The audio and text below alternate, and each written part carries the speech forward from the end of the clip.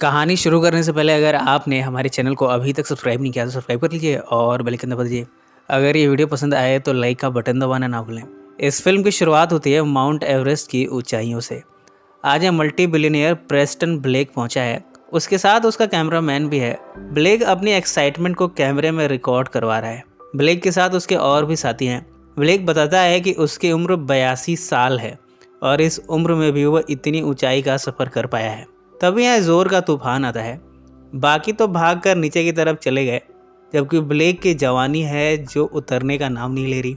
वो तो और भी चढ़ती जा रही है। इस जवानी के उफान में वो और भी ऊंचाई पर चढ़ता जा रहा है। तभी 3 घंटे के बाद यहाँ हमें ब्लेक भी दिखा, पर वो फ्रीज हो चुका है। उसकी सांसें अब हमेशा के लिए थम चुकी हैं। बाद में ब्लेक को पहाड़ से उतारा जाता है।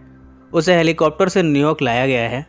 अब ये खबर पूरे न्यूयॉर्क में फैल चुकी है कि ब्लेक मरते मरते $40 बिलियन की प्रॉपर्टी छोड़ गया है। उसने कोई विल तैयार नहीं की थी। उसका कोई उत्तराधिकारी दूर दूर तक दिख नहीं रहा। ब्लेक की कंपनी के बोर्ड ऑफ डायरेक्टर्स में से एक है पीटर और एक है एंडरसन। ये दोनों तो सारा माल हड़पना चाहते हैं। अब ये पता चला है कि ब्लेक का एक नेफ्यू है, कोई लॉन्ग फेलो डीट्स। जब इन्हें खबर लगी है तभी पता चलता है कि लीगली डीट्स को ये संपत्ति मिलेगी। पीटर और एंडरसन डीट्स का पता लगाते हैं। डीट्स न्यू हैम्पशायर में एक पिज़्ज़ा शॉप चलाता है। इसके साथ ही वो ग्रीटिंग कार्ड्स भी लिखता है। पीटर और एंडरसन उसे ढूंढने जाते हैं। यहाँ इन्हें यहाँ के हेड वेट्रेस जैन मिलती है। जैन कहती है कि डीट्स आता होगा, वो पिज़्ज़ा डिलीवर कर रहा है। पीटर और एंडरसन बातें करते हैं कि भला एक पिज़्ज़ा डिलीवरी बॉय $40 बिलियन की प्रॉपर्टी का मालिक बनेगा। इतने में इनके सामने डीट्स आता है। वो काफ़ी फ़नी है। जब उसे पता चला है कि वो $40 बिलियन का मालिक होने वाला है तब तो उसे यकीन ही नहीं होता। डीट्स को प्राइवेट प्लेन से उड़ाकर न्यूयॉर्क लाया जा रहा है। डीट्स पहली बार प्लेन में बैठा है। उसकी हरकतें निराली हैं। वो यहाँ ऐसा लग रहा है कि किसी ट्रिप की ब्लॉगिंग कर रहा है। पीटर और एंडरसन उसकी बेवकूफ़ी पर हंसते हैं। न्यूयॉर्क पहुँचकर डीट्स की मुलाकात अपने पर्सनल सर्वेंट एमिलियो से हो रही है। एमिलियो कहता है कि आज से डीट्स की देखरेख की जिम्मेदारी सारी उसकी है। पीटर और एंडरसन की बातों से हमें पता चलता है कि पीटर इस बिजनेस में 49% शेयर ओन करता है। बाकी के 51% शेयर ब्लेक के थे। ब्लेक के $40 बिलियन का उत्तराधिकारी वैसे तो डीट्स है, पर अब बोर्ड्स ऑफ डायरेक्टर इस प्लानिंग में है कि कुछ ऐसा किया जाए जिससे डीट्स अपने शेयर पीटर को बेच दे। इस काम की लीगली सारी तैयारियां की जा रही हैं। इन सब में डीट्स अपनी ऊट पटांग हरकतें करता रहता है। वो अपनी आदत से मजबूर किसी को भी पंच मार देता है, पर उसे नहीं पता कि उसके पीछे क्या साजिश हो रही है। इस कहानी में पैम भी है। पैम एक रिपोर्टर है। वो एक news television show inside access के लिए रिपोर्टिंग का काम करती है। पैम का बॉस इस प्लानिंग में है कि किसी तरह पैम डीट्स को अपने हुस्न के जाल में फंसा ले। इस तरह इस बेशुमार दौलत में इनका भी शेयर होगा। पैम अपने साथी के साथ वहाँ खड़ी है जहाँ फिलहाल डीट्स पहुँचा है। पैम के कहने पर उसका साथी उसे छेड़ता है। पैम प्रिटेंड करते हुए बचाव बचाव चिल्लाती है। डीट्स की नज़र जाती है। डीट्स पैम के मोलेस्टर को मारने दौड़ता है। अंत में उसे पकड़कर बहुत बुरी तरह मार मार कर उसके होश उड़ा देता है। इधर पैम ऐसा प्रिटेंड करती है कि वो विक्टिम है। डीट्स आकर उसे संभालता है। इस तरह दोनों की दोस्ती हो गई। दोनों एक रेस्टोरेंट में जाते हैं। वो यहाँ झूठी कहानी बताती है कि वो एक स्कूल नर्स है। अपने आप को एक रिहायशी घराने का बताती है। इन सब में उसे एक पर एक झूठ बोलने पड़ते हैं। डीट्स उसकी हर बात को सच मान लेता है। इस तरह दोनों का अफेयर शुरू हो गया है। आज दोनों मिले हैं और आपस में संभोग करते हैं। पर अब धीरे धीरे पैम डीट्स से वाकई में प्यार करने लगी है। पहले तो वो सिर्फ अपने न्यूज़ स्टोरी के लिए डीट्स के पास आई थी, पर डीट्स इतना भोला भाला है कि वो उससे प्यार कर बैठी। वो इस बारे में अपने बॉस से बताती है।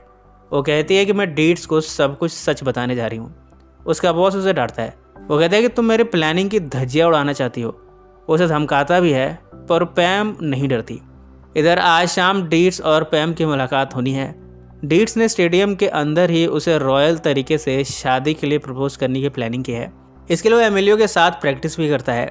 एमिलियो को रिंग दिखाकर अपने प्रैक्टिस को पूरी तरह अमली जामा पहनाता है। इतने में यहाँ पैम अपीयर होती है, पर तभी पैम के बॉस ने यहाँ के स्क्रीन पर वो क्लिप चला दी है जिसमें पैम और डीट्स साथ में हैं। इससे ये साबित हो गया है कि पैम और डीट्स जहाँ जहाँ भी थे हर जगह कैमरा था। पैम के बॉस ने इस क्लिप में कहा है कि पैम एक रिपोर्टर है और वो डीट्स के साथ सिर्फ इसलिए थी ताकि वो अपने न्यूज़ को बना सके। अब डीट्स को पता चल चुका है कि पैम भी धोखेबाज निकली। पैम अपनी सफाई देना चाहती है, पर डीट्स अब सुनना नहीं चाहता। उसे रियलाइज़ हुआ है कि उसे तो कोई भी बेवकूफ़ बना देता है। अब वो ये सब छोड़कर जा रहा है। वो पीटर और एंडरसन से कहता है कि मेरा शेयर किसी एनजीओ को दान कर देना। वो सड़क पर लिफ्ट मांगकर वापस न्यू हैम्पशायर आ गया। इधर अब पीटर ने सारा शेयर हड़पने की तैयारी कर ली है। पैम डीड्स से अपनी गलती की माफ़ी मांगना चाहती है। उसे अब डीड्स के पैसे नहीं चाहिए, ना ही कोई स्टोरी चाहिए अपनी रिपोर्टिंग के लिए। उसे तो बस डीड्स का साथ चाहिए। वो डीड की पिज्ज़ा शॉप पहुंची है। यहाँ उसका सामना जैन से होता है। जैन पैम से काफ़ी नाराज़ है। वो कहते हैं कि तुमने डीड्स का दिल तोड़ा और अब तुम मुझसे फाइट करोगी। यहाँ पैम और जैन में फाइट होती है। इस घुसम घुस में अंत में पैम जीत गई। पैम डीड्स को ढूंढने उसके घर पर जाती है, पर यहाँ के बर्फ़ में वो गिर जाती है। वो हेल्प के लिए चिल्लाती है। डीड्स यहाँ से साइकिलिंग करता हुआ गुजरता है। वो पैम को देखकर ये समझता है कि इस बार भी कोई कैमरा यहाँ लगा है। वो पैम को मरने के लिए छोड़ देता है, पर अंत में जब वो देखता है कि यहाँ चारों तरफ कोई कैमरा नहीं है, तब वो पैम को बचाने जाता है। अंत में उसने पैम को बचा लिया। पैम कहती है कि वो उसे बेहद प्यार करती है। डीड्स इससे इनकार कर देता है। वो कहता है कि मैं तो तुम्हें ठीक से जानता भी नहीं कि तुम वास्तव में हो कौन। तुमने इतने झूठ बोले हैं कि मुझे तुम्हारे किसी भी बात पर यकीन नहीं। इस तरह डीड्स ने उसे अभी भी माफ़ नहीं किया। पैम एक बार में बैठी न्यूज़ में देखती है कि पीटर कंपनी के सारे शेयर्स बेच रहा है। सारे पैसे वो हड़प लेगा, जबकि लाखों एम्प्लॉयज़ की जॉब चली जाएगी। आज पीटर इन शेयर्स को सेल करने की अनाउंसमेंट देता है। तभी यहाँ डीड्स आता है। वो कहता है कि इस कंपनी में उसने भी एक शेयर खरीदा है, उसे भी बोलने का हक है। पीटर कहता है कि तुम्हारी सुनेगा कौन। डीड्स यहाँ सबसे कहता है कि सबको मिलकर इस कंपनी को बचाना होगा, वरना लाखों लोग जॉबलेस हो जाएंगे। पीटर के पास मेजॉरिटी शेयर्स हैं, इसलिए अंत में उसका फैसला माना जाता है। डीड्स को रियलाइज़ होता है कि वो कुछ नहीं कर सकता। इतने में यहाँ पैम आती है।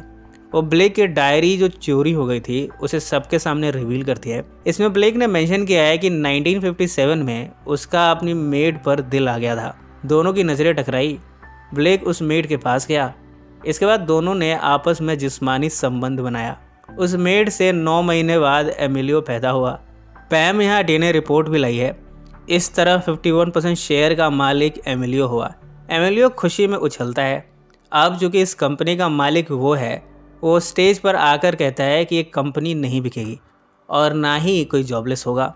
एमिलियो ने डीड्स को भी $1 बिलियन गिफ्ट में दे दिया है। पैम एक बार फिर से डीड्स से माफ़ी मांगती है। इस बार डीड्स ने पैम को माफ़ कर दिया है।